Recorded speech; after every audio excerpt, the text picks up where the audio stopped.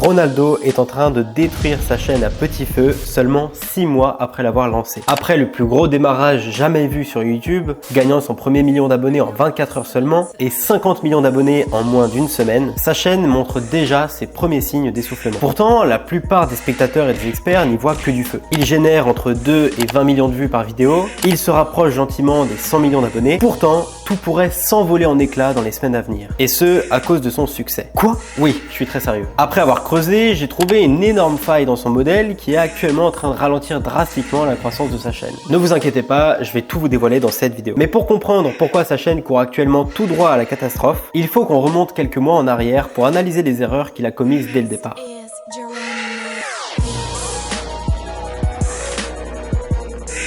On est en août 2024 et Ronaldo débarque sur YouTube avec sa chaîne perso. Évidemment, le succès ne se fait pas attendre. En partie propulsé par ses réseaux comme Instagram, TikTok, Twitter, il va casser des records que personne n'avait battus sur YouTube jusqu'ici. 1h30 après l'ouverture de sa chaîne, il dépasse le million d'abonnés. En 24 heures, il dépasse les 18 millions d'abonnés. Et seulement une semaine plus tard, il atteint déjà les 50 millions d'abonnés. Et tout ça en faisant des dizaines de millions de vues. Monstrueux. Faut dire qu'il a quand même plus de 640 millions d'abonnés sur Instagram et plus de 110 millions sur Twitter. Donc c'est clair que ça aide. Son image de joueur ultra célèbre participe aussi à l'engouement car tous les médias en parlent. Puis YouTube met en avant les vidéos auprès des fans qui sont là pour le rendez-vous. Alors, on sait pas trop pourquoi, mais il fait un peu le filou en publiant 11 vidéos d'un coup. En tout cas, c'est un carton. Car les vidéos en question font toutes entre 6 et 45 millions de vues. Puis, il prend son rythme de croisière en publiant entre 1 et 2 vidéos par semaine pendant les 4-5 mois qui suivent. Et c'est là que les premiers signes de faiblesse vont apparaître.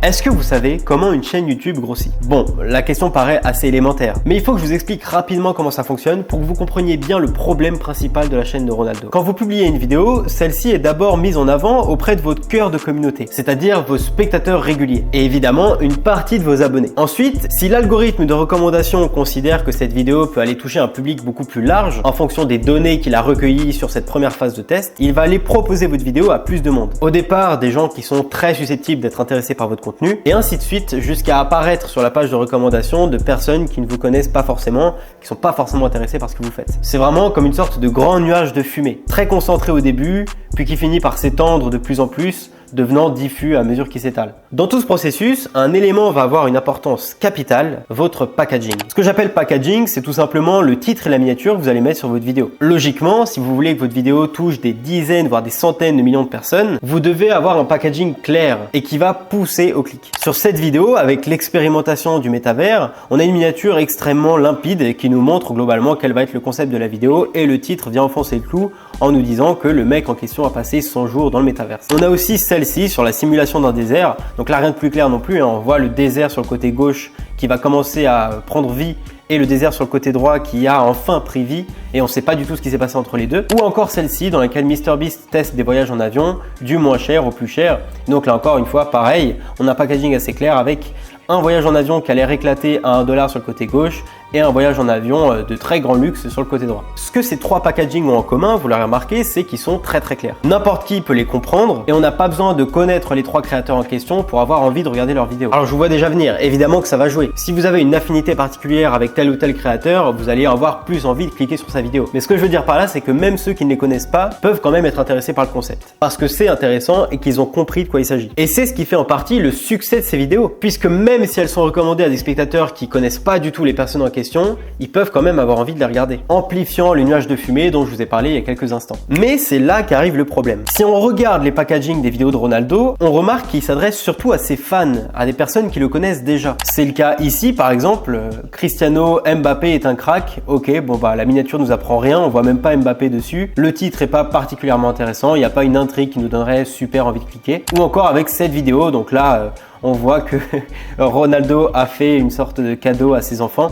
On voit MrBeast sur la miniature, on voit pas du tout quel est le rapport. Bref, la miniature est pas claire, elle ne donne pas particulièrement envie de cliquer parce qu'on comprend pas ce qu'il en est derrière. Et surtout, si on connaît pas Ronaldo, on va pas vraiment avoir envie de regarder la vidéo. Le truc, c'est que si on analyse la chaîne de Ronaldo pendant quelques minutes, on remarque que la majorité des vidéos sont concernées. Une grosse partie des premières vidéos de la chaîne comme les plus récentes. Conséquence, leur traction, donc leur capacité à aller chercher des vues, va mécaniquement être limitée très vite, risquant donc de faire stagner la chaîne bien plus rapidement que prévu. Alors, il y a bien quelques exceptions évidemment. Cette vidéo par exemple, dont le packaging pourrait largement être amélioré, mais qui a touché beaucoup de monde parce que le concept est assez intéressant et surtout qu'en réalité, le packaging est plutôt clair. Pareil pour cette vidéo dans laquelle il défie directement MrBeast. Mais ça reste des exceptions. Et tout ça, c'est sans compter le fait qu'il y a une infinité de formats sur sa chaîne. On passe d'une vidéo défi avec MrBeast à des vidéos réactions, en passant par des questions de couple et des rediffusions de ses meilleurs buts. Bref, c'est le bordel. Mais alors, quel est le risque dans ce genre de cas? Eh bien, ça crée de la friction chez les viewers, c'est-à-dire les personnes qui ont regardé les vidéos de Ronaldo ou qui s'apprêtent à les regarder. Parce qu'ils comprennent pas vraiment quelle est la proposition de valeur de la chaîne, quel est l'angle que Ronaldo prend et qu'est-ce qu'il va apporter aux viewers qui s'abonnent en gros. Donc ils finissent soit par ne pas s'abonner, soit par s'abonner mais regarder une vidéo sur 4 parce que la majorité des concepts les intéressent pas. Ce qui envoie donc un signal à YouTube qui risque de juger que les vidéos sont pas assez intéressantes pour être recommandées à un plus large public. Donc le cœur du problème à mon sens, c'est qu'il est tellement connu qu'il prend même pas la peine de réfléchir à des concepts faits pour attirer des gens qui ne le connaissent pas. Alors qu'il y en a pourtant des gens qui le connaissent pas. Il se limite donc aux quelques dizaines, quelques centaines de millions de personnes qui s'intéressent vraiment à lui, ce qui finira forcément par faire plafonner sa chaîne, parce que le nombre de personnes qui s'intéressent à lui est limité, et ce plafonnement pourrait arriver bien plus vite qu'on le pense. Bon, plafonner à 80 millions d'abonnés, c'est cool vous me direz. Mais imaginez maintenant si des joueurs comme Messi ou Mbappé, aussi connus à l'international que Ronaldo, décident de débarquer sur YouTube et de jouer le jeu à fond. Eh bien, ça pourrait vite se retourner contre Ronaldo, finissant par le rendre victime de son succès international. Succès qui avait laissé penser à Ronaldo qu'il n'avait pas besoin de mettre le paquet sur ses contenus pour performer. Alors, comment éviter ça ?